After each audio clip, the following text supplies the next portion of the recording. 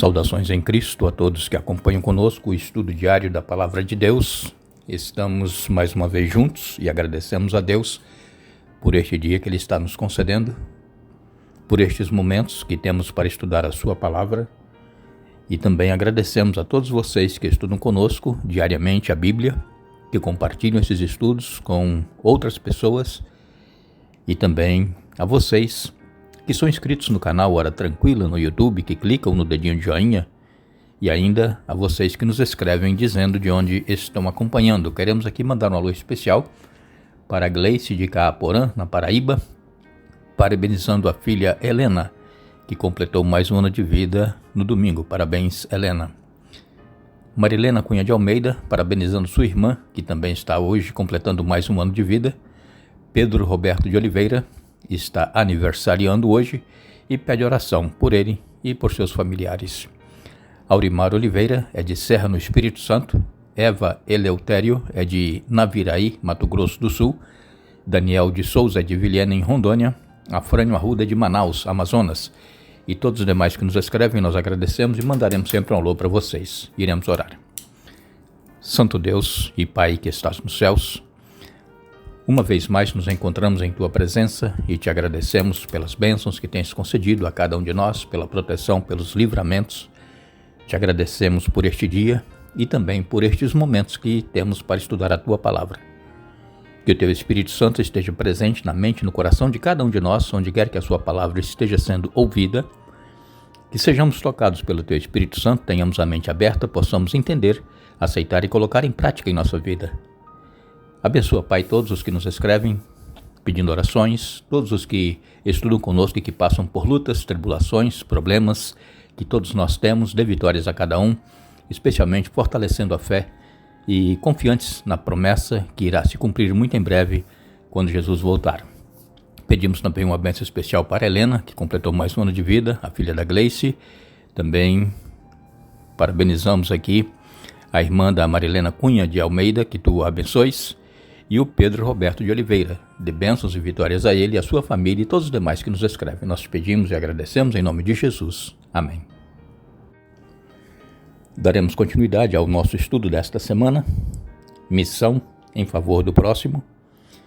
E muitas vezes nós até aqui comentamos que algumas pessoas, alguns cristãos têm desejo de ser missionário, ir para lugar distante para pregar o Evangelho, pregar o amor de Jesus, a salvação através do nosso Senhor Jesus. Mas nós temos dito aqui para vocês, durante esta série que estamos fazendo, que a missão ela começa em casa, aonde nós estamos. E como vocês têm percebido, missão não é somente nós pregarmos, abrirmos a Bíblia, falarmos e aí convidarmos a pessoa ao arrependimento, a aceitar a Jesus. Missão é nós termos envolvimento com as pessoas, é nós vivermos na prática aquilo que nós cremos. Isso é missão. Como nós estamos vendo essa semana, nós deveremos estar pronto a ajudar o nosso próximo, como essa parábola que Jesus contou aqui em Lucas, no capítulo 10. Então nós precisamos, através das nossas atitudes, fazer a missão. E aqui em Mateus, no capítulo 23, e nos versos 37 a 40, Mateus 22, 37 a 40. A palavra de Deus, ela vem nos falando aqui exatamente o que nós já comentamos a respeito do amor que nós deveremos ter para com o nosso semelhante. Diz aqui, Mateus 22, 37 a 40, Jesus respondeu: ame o Senhor seu Deus de todo o seu coração, de toda a sua alma e de toda a sua mente. Este é o primeiro e o maior mandamento. O segundo é igual importante. Ame o próximo como a si mesmo. Toda a lei e todas as exigências dos profetas se baseiam nesses dois mandamentos. Então Jesus aqui sendo claro em dizer aos seus ouvintes e também a falar a nós hoje que nós deveremos ter Deus em primeiro lugar em nossa vida, amá-lo de todo o coração, de toda a alma, todo o entendimento, e amar o próximo como a nós mesmos. Por quê? Porque toda a lei e todas as exigências dos profetas se baseiam nesses dois mandamentos. Então muitas pessoas dizem assim: eu não preciso obedecer os 10 mandamentos da lei de Deus, porque Jesus falou que a lei se resume nesses 2 mandamentos. Eu amo a Deus e eu amo ao próximo. Agora, como é que nós amamos a Deus? Nós amamos a Deus com sinceridade de coração, com a integridade, ou amamos a Deus superficialmente? Por quê? Porque aquele que ama a Deus, ele obedece, ele faz a vontade de Deus. Em 1 João capítulo 4, nos versos 20 e 21, o João escreveu: se alguém afirma, amo a Deus, mas odeia seu irmão, é mentiroso. Pois se não amarmos nosso irmão a quem vemos, como amaremos a Deus a quem não vemos? Ele nos deu este mandamento: quem ama a Deus, ame também seus irmãos. Então nós precisamos, na prática, demonstrar que nós amamos a Deus, obedecendo, guardando os seus mandamentos, e também amando o nosso próximo, o nosso irmão.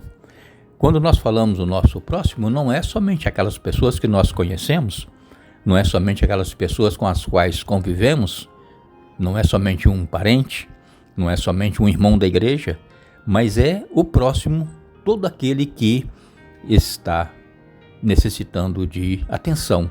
Este é o nosso próximo.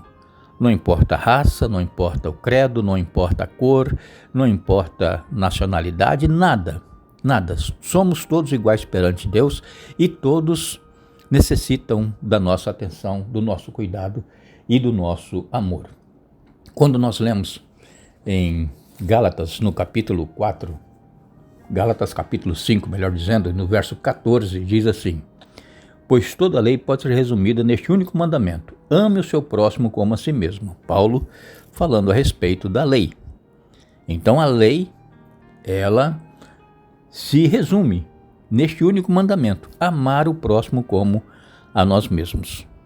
E ainda nós lemos em Miqueias no capítulo 6, Miqueias capítulo 6, versos 6 a 8, lemos na palavra de Deus: que podemos apresentar ao Senhor?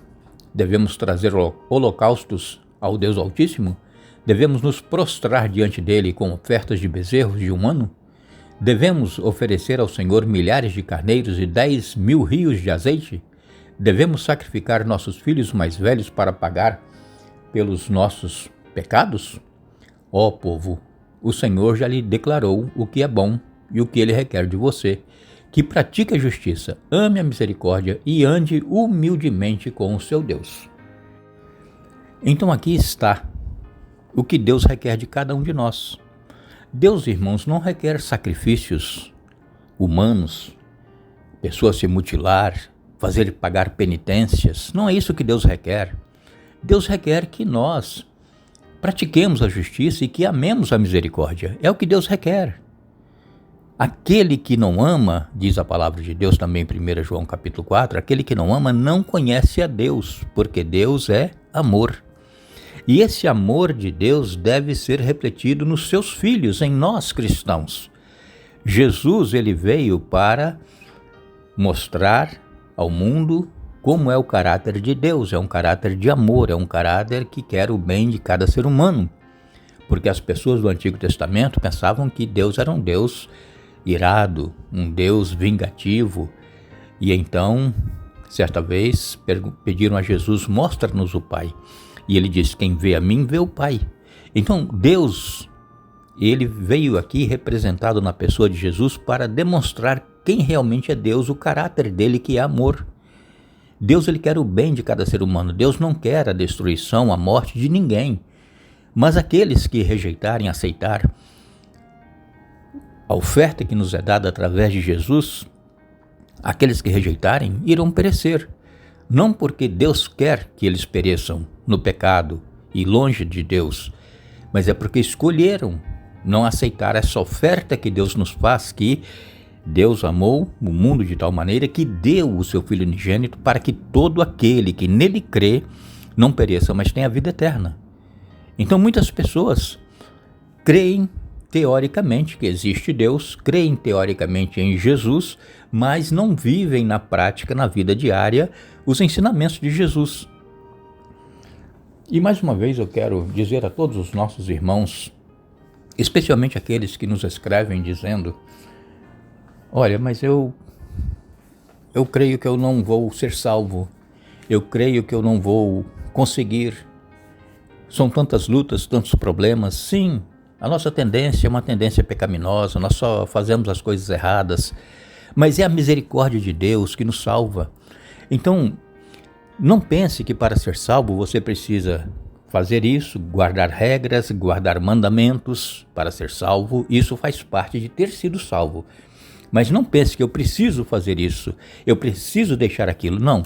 Se nós tivermos comunhão com Deus, se nós tivermos um relacionamento com Ele diariamente, estudando a Bíblia, orando, testemunhando, vivendo o cristianismo em nossa vida, em todos os aspectos, todas as atividades do dia, se nós vivermos isso, isso fluirá de uma forma natural em nós, aquilo que Deus requer. Por quê? Porque não é o nosso esforço que vai fazer com que nós cumpramos isso ou aquilo. É o nosso relacionamento com Deus que vai fazer com que as boas obras se manifestem em nós. O que eu apelo a todos os nossos irmãos e amigos é que nós busquemos ter comunhão com Deus. É o que nós precisamos. Nós não seremos salvos pelos nossos esforços.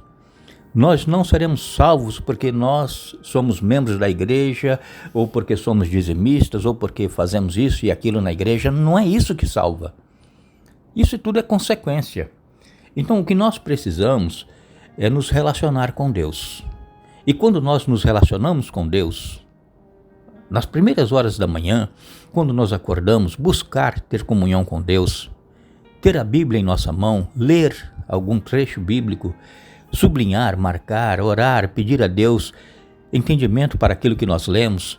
E então vamos sair para os nossos afazeres e vamos com o nosso pensamento voltado para as coisas lá do alto, pensando naquilo que Deus fez por nós, daquilo que Ele está fazendo por nós e do desejo que Ele tem para nos salvar.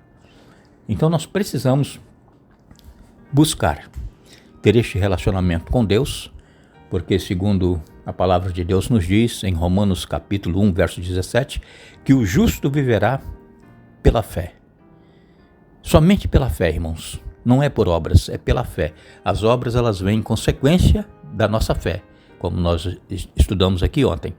Então, que nós possamos crer no poder de Deus, na misericórdia de Deus, ter relacionamento com Ele e os frutos serão vistos em nossa vida pelas pessoas que nos conhecem, sem nós precisarmos fazer nenhum esforço para podermos produzir as boas obras ou os bons frutos.